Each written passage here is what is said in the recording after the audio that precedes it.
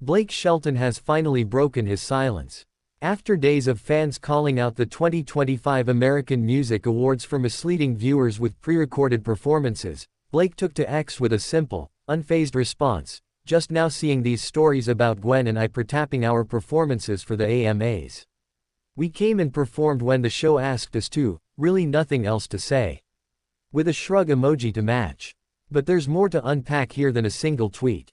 The controversy began moments after the AMAs aired.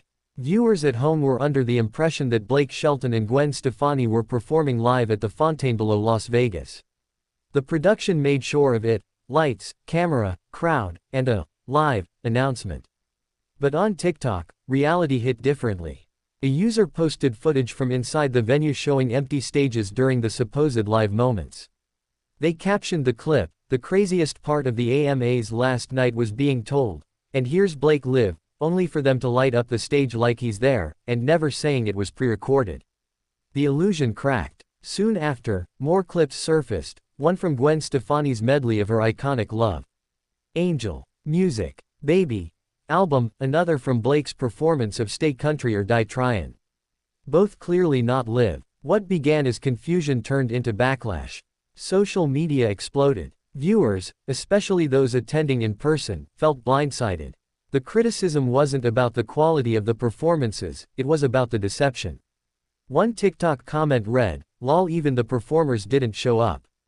Another joked, "Gwen Stefani performing live somewhere else." Still, for Blake Shelton, it's a non-issue. He did his job. He sang. He smiled. He introduced Gwen with sincerity. From his point of view, the AMAs called, and he answered. But the fans weren't so quick to forgive. One post on X racked up thousands of likes, reading, "If it's pre-recorded, just say that. Why are we pretending? We're not in 2003 anymore."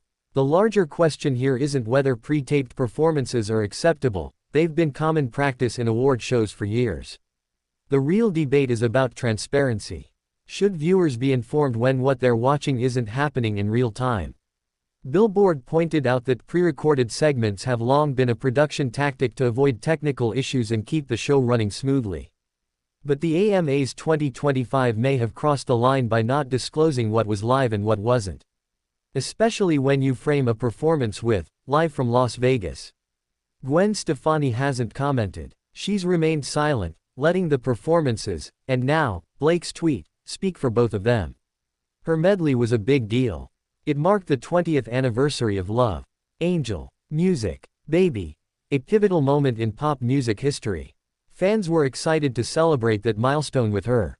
But many now feel that the celebration was diluted by the lack of a true, live moment. And then there's the matter of Taylor Swift. Ahead of the show, Swifties were convinced she'd attend. There were whispers, theories, delusions. Many believed she'd use the moment to announce Reputation, Taylor's version. She didn't show up. According to an insider, Taylor skipped the AMAs to avoid the media circus surrounding the Blake Lively and Justin Baldoni legal saga. Taylor was subpoenaed but later released, reportedly after Baldoni's team got the information they needed. Still, the drama has allegedly strained her friendship with Blake Lively. So, no Taylor. No real-time Gwen. No live Blake. What did the AMAs even offer fans this year? The show has been described as one of the flattest in years.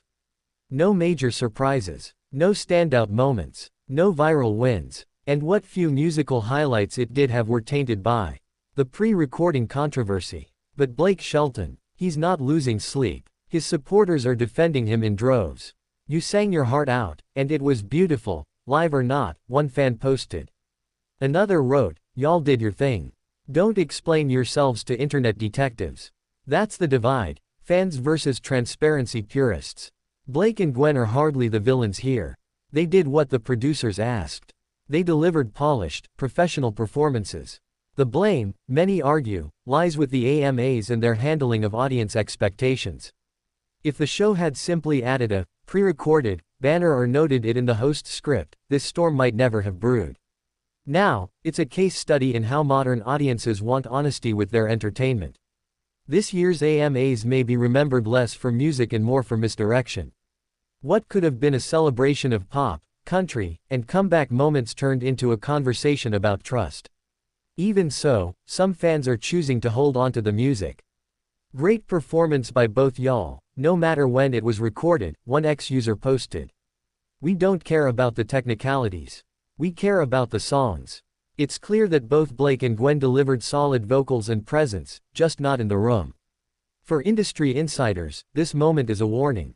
Transparency matters, especially when your audience can record, upload, and expose discrepancies in seconds. The AMAs aren't alone in this. Other shows have done it. But the backlash here might change how future events are presented.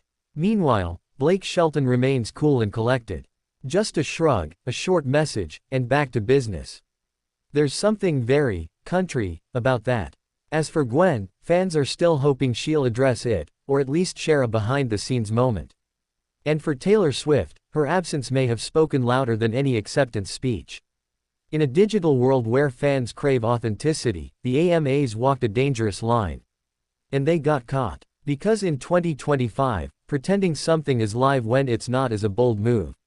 Especially when everyone's watching and recording. So while Blake says there's really nothing else to say, the internet is still talking. And it probably will be, for a while.